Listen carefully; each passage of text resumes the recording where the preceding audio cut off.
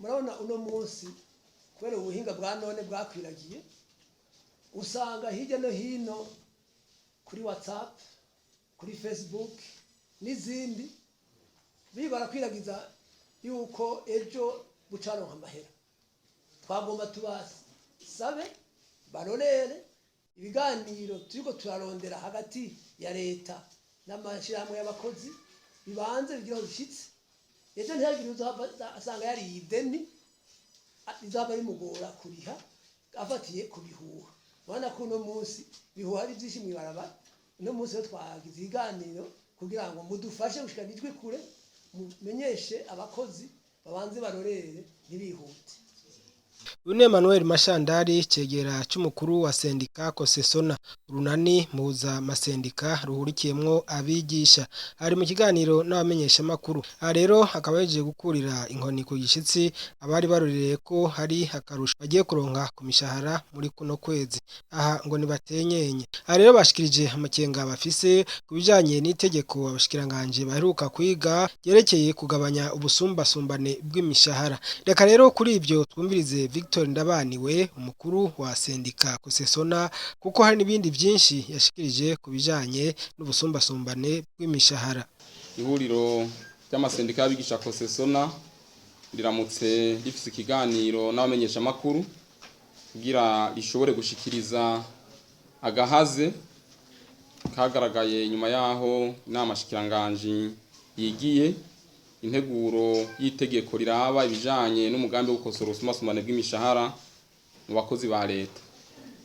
Mu bisanzwe iyo nteguro yizwe kuva mu myaka iheze, yizwe n'abahinga mvamakungu bafatikanije n'abahinga b'abarundi harimwo abaserukira amasendika n'abaserukira leta bashizweho kugira bishobore gusozera igikorwa kijanye no gutorera umuti ikibazo kijanye no gukosora ubusumbasumbane bw'imishahara mu Burundi. Guhera mu mwaka 2007 amasendika y'abigisha ntiyahengeshanije kwamishikiriza leta ko hari hagahaze kubijanye n'itunganywa ry'imishahara. Ivyo navyo bikaba byahavuye bifata intumbero ari uko impande zose zemeye kuganira. Ibiganiro rero byamaze umwanya utari muto byahavuye bidushikana ku masezerano yatewe ku mukono itariki 10 z'ukwezi kwa kane mwaka 2015. Amasezerano yasinywe hagati ya leta n'amasendika y'abigisha yerekana neza ingene leta yiteguriye kuzokosora ubusumbasumbane bw'imishahara. Ayo nayo akaba yategekanya ko buzokosorwa mu biringo bibiri. Ikiringo ca mbere cari kiringo mfata kibanza twise muri rw'igifaransa phase transitoire d'ajustement salarial, caranzwe no gutanga akarusho ku bakozi bari bafise imishahara byitwa kwiri hasi cyane gose no guhagarika uburusho bwahabwa abafise imishahara isa niyamaze kuduga igeze ku rugero runiniya. Ico kiringo cyo cyategeza kumara imyaka itarenga 4. Twarumvikanye ko kandi kiringo kigira kabiri ari cyo kiringo cyo gushira mu ngiro umugambi wo kunganisha imishahara mu buzi bwa leta abenshi bita harmonisation des salaires. Iyo nayo faze ya nyuma yabwirizwa gushikwa ko ari uko tubanje guheza ivyigwa bijanye no gushira ubuzi mu migwi, tukongera tukabuha amanota, tugaca twerekana n'agaciro ubwo buzi bufise tubicishije muri ivyo vy'amanota nyene. Ivyo rero byose bimaze gukorwa twategerezwa kwandi no kwiga icatumye go busumbasumbane bw'imishahara bwiyadukiza mu gihugu. Ico naco twaragitoye tumaze kuja mu vyigwa ahanini vyaturutse ku burusho bwagiye burahabwa imigwi iyi canke iriya y'abakozi bigatuma baca bagira imishahara irengeye y'abandi. Harimo kandi n'imigwi y'abakozi yihaye amategeko yasavye amategeko atandukanye n'itegeko ritugenga twese sanzwe tuzi gitwa Statut Général des Fonctionnaires. Abo rero barose ivyo bita ama statut spéciaux. Ayo ma statut akaba yaca bahuburusho butuma bagira ico basumbije abandi kandi twari tuzi ko mu mategeko twabwirizwa kugengwa n'itegeko rimwe. Kugira rero ivyo byose bihere twumvikanye ko umukozi wa leta wese azoheza agahembwa hisunzwe ibi bikurikira. Ubwa mbere twatoza gufatira kubijanye n'umushahara w'ibanze, ivyo twabwiye twita part indiciaire. Umushahara w'ibanze nawo ukaba hanini ufatirwa ko bivanye n'impamyabushobozi umukozi afise. Twaciye dufata kandi ikindi gira kabiri cyo twita par emploi, iyo nayo akaba twaterateranije ajya amaprime yose bwa burusho bwose abakozi ba leta bose bahora baronka, turaheza turabugabura n'amanota twahaye ubuzi kugira dushobore kuca tubona ikindi kintu kiza kugira umushahara. Atoca hiyongera ko rero n'amafaranga amwe ajanye n'akarusho baha imiryango y'umukozi, ayo nayo akaba azotangwa ari uko amasendika n'ubushikiranganje wanje kumvikana urugero boyashikana ko yeze gashikwa mu itegeko. Hambavu y'ivyo rero twaraje turumvikana ko ategerezwa kuzoca haba amasezerano yo kugwiza umwimbo mu kazi, ivyo bita ama contrat de performance, aho nawe akazoheza kakaboneka karusho kajanye n'umwimbo umukozi yashitseko. Aho karusho kabonetse rero kakazoronswa rimwe mu mwaka uwo mukozi, nikazokwama ku mushahara rero. Ivyo rero tugiye kubiraba, twarabonye neza ko mu kugerageza gutora amanota abereye akazi n'agaciro kayo, tumaze gufata bwa burusho bwose buri mu mirimo ya leta ku mishahara, tukabugabura n'amanota yose twahaye ubuzi, twahavuye dutora igiharuro 28. Ico giharuro 28 nico twavuye dukoresha kugira kize gukosora bwa busumasumane bw'imishahara, ariko tumaze kugikorerako twaciye dusanga ahubwo aho gukosora bwa busumasumane bw'imishahara, ico giharuro kiza gutuma imishahara abakozi bari bageze ko ica yururuka igasubira hasi. Akarorero twotanga dufashe mu buzi twatoye tumaze kubushira mu migwi, twatoye ubuzi 172. Ubwo buzi 172 dufate nk'akarorero kamwe k'akazi kitwa umwigisha wo mu mashure yisumbuye. Uwo mwigisha wo mu mashure yisumbuye amanota akazi kiwe kahawe angana n'ibihumbi 6,975. Duciye dufata rero tugateranya bimwe bizoba bigize umushahara, tuza guca dusanga tuza gufata amanota 158 n'igice kimwe asanzwe afatirwa ku uyu munsi mu bushikiranganje bw'abakozi mu guhemba abakozi, tukayagwiza n'ibitigiri 155 ariyo indice uwo mukozi asanzwe afise, twongera tugateranya ya manota 6,975 tukagwiza na ya valere 28, tuza guca dusanga uwo mwigisha wo mashure yisumbuye umushahara wiwe yoca ronka utarenza 250 n'amafaranga 5 ku kwezi. Mu gihe dusanzwe tuzi neza yuko uyu munsi uwo mwigisha nyene asanzwe ageze ku mushahara ungana n'349 n'amafaranga 210. Byumvikane neza yuko uwo mwigisha azoca homba amafaranga angana n'99 n'amajana 205. Tubiravye rero iyo ngingo nkuko inama shikiranganje yabisavye ko kurikizwa amanota 28 akaba ariyo twisunga, hamwe twokwisunga amanota 28, murumva yuko byohavura bituma abakozi bagaragaza umubabaro bafise baciye mu nzira barekuriwe n'amategeko. Kugira ngo rero ntidukorore imishahara y'abakozi, umugwi w'abahinga ngizwe na leta n'amasendika twarakoranye turavyiga, ca dusanga twohuriza ku giharuro 45, twasanze amanota 45. Uko amanota 45 aza gutuma wa mwigisha yeretswa bakwa karorero umushahara wiwe uzocungana ari mu 368 n'amajana 580.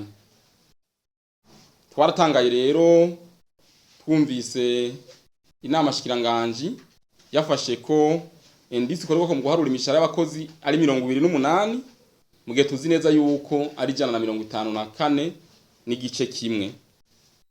45 rero amanota 45 ntabwo ari itegeka amasendika yatanze, ni vyavuye mu mwumvikano wabaye hagati y'abaserukira leta n'amasendika ndetse n'abahinga baradufasha. Mbere tukaba twafashe n'amasenari menshi cyane gose. Nk'akaruro twofata kugira dutora ico gitigiri, twahereye ku manota 28 twatoye dukoresheje ibiharuro, cha tugenda turaduga twiha amasenari kugira tureko dushika ku giharuro kiza gukosora bwa busumbasubane bw'imishahara buteje ikibazo mu gihugu. Niho rero twafata senari zo guhera ku 28, 30, 35, 40 na 25, turanarenza turashika no ku 53 kugira tworohereze uzofata ingingo gutoramwo senari imwe iza gufasha gutorera umuti ico kibazo kimaze imyaka myinshi cyane. Byumvikane neza yuko rero iyo valere ya 45 itaje iva mu kirere, turafise ingene twayitoye kandi ni nayo ntoya cyane ishobora gutuma ubwo busumbasumbane bw'imishahara bushobora gukosorwa. Kubohora amapeta mu kazi ntivyabwirizwa gufatwa nko guhemba umukozi kabiri, uko ivyo bijanye n'amategeko. Musanzwe muzi neza yuko umukozi ahabwa amanota buri mwaka bivanye n'ingene yitwaye, ayo manota nayahawe akamutuma aza araduga ku vyo bita ama indice. Ico gihe rero kuva iyi politiki itanguye hagashigwaho ijya indamuniti kutangura kosorusonsone bw'imishahara, nivyo harahagaritswe ico twita manare, harahagarikwa uburusho bwose bwara buhabwa abakozi bafite imishahara iri hejuru. Ivyo navyo vyabaye kugira dufashe babakozi bato bato kuduga. Mugabo itegeko rigenga amafaranga leta ikoresha ryashizweho kuva mu mwaka wa 2016 nayagiye ararikurikira yose gushika umunsi. Tugaca turaba n'amategeko nshikiranganje yatewe ku mukono n'umushikiranganje w'igiga ca leta be n'umushikiranganje w'abakozi n'akazi. Nta na hamwe handitse ko amapeta y'abakozi yahagaritswe. Bavuga ko hari gere des annales de prime et indemnité. Mugabo nta na hamwe handitse gere ya carrière. Murumva neza yuko gusaba ko akazi kabohorwa, amapeta y'abakozi abohorwa, twisunza amategeko kuko asanzwe yanditse gushika umunsi nategeko rimwe riraboneka rihagarika ko amapeta y'abakozi mu kazi abandanya duga. Ico rero nicabwirizwa gufatwa uko murumva ko nk'umukozi yatanguye akazi mu mwaka wa 2016 atoguma nganya umushahara n'umukozi aje gutangura akazi ubu munsi turimo turavuga uyu mwaka wa 2021. Ivyo ni vy'amategeko arekurira umukozi, nivyo bituma bisaba ko tuvyicarira tukabihanahana kw'ivyumviro tukaraba n'ico amategeko avuga kugira ingingo zibereye zifatwe. Ibira amasezerano ajanye n'umwimbu mu kazi byo bita contrat de performance, inama shikiranganje yaradusavye ko imbere yuko iyi politike ishigwa mu ngiro hobanza gusinywa amasezerano y'umwimbu. Ayo masezerano y'umwimbu nayo mu masendika tukabona ko adashoboka mu gihe abakozi batari mu makondisi amwe yo guhembwa. Tushobora kuza gusaba umwimbu umwe ku bantu batari mu bihe bimwe by'imishahara. Ahubwo itegeko twize ivyigwa vyakozwe vyerekana ko aya masezerano ajanye n'umwimbu mu kazi azoza gusinywa inyuma y'umwaka umwe canke inyuma y'imyaka 2 ibijanye na politike yo gutunganya imishahara neza yamaze kuja mu ngiro. Twita harmonisation des salaires. Ico gihe bizoheza vyorohere na leta guharura umwimbu w'abakozi kuko izo yamaze kubashira mu makondisyo amwe kubijanye n'imishahara. Ikiraba rero iyi ntumbero yuko inama shikiranganje yasavye ko hokoreshwa ibahasha y'imiyadi 34 leta yatanze kugira dushobore gutangura kosorusonsone bw'imishahara bunaranduranywe n'imizi burundu. Mu masendika turabona ko bidashoboka kandi gushika uyu munsi iyo bahashiragoye gukoresha kuko nta mategeko araboneka ayigenga. Ntabwo dushigikiye ko tuba mu kiringo mfata kibanza kugira mfata kibanza twarakirenganye, twaranacongereje n'umwaka umwe. Umunsi twipfuza ko twinjira muri ya faze igira kabiri twise faze yo gukuraho burundu ubusumbasumbane bw'imishahara. Ayo mafaranga rero nayo ntabwo akwiye. Igihambaye si ukuvuga ngo amafaranga arahari canke ntahari, igihambaye rero tubanza kumvikana kukijanye n'amafaranga akenewe politiki zikosorwa. Hama tumaze kuvyumvikana ko amafaranga arashobora kubura canke akaboneka. Mugabo abakozi tukicara turindiriye tuzi neza yuko hari ikintu twapfunditse na leta, turindire kwizoshira mu ngiro igihe cyose umwimbu uzoba wiyongereye mu gihugu, igihe cyose uburyo buzoba bwabonetse. Mugabo habe hariho integuro yemeza neza ingene bizohoza kaza birakogwa igihe uburyo buzoba bubonetse. Turavye rero intambwe tugeze ko mu bijanye no kurondera umuti ku matati aba mu kazi, twomenyesha ko atari ubwa mbere kandi atari ubwa nyuma amasendika na leta tugira ivyo tudahurijeko. Vyaramyeho n'ubu bizokwamaho kuko igisata c'akazi ni gisata camamwe ibibazo. Igikuru nuko leta n'amasendika bigisha twamaze kwicarira umuti twoza turafata kugira ngo inyinshi ziraboneka impande zose zoroherejwe. Twaramaze kuja inama n'ingo nyinge zo turatora umuti biciye mu biganiro.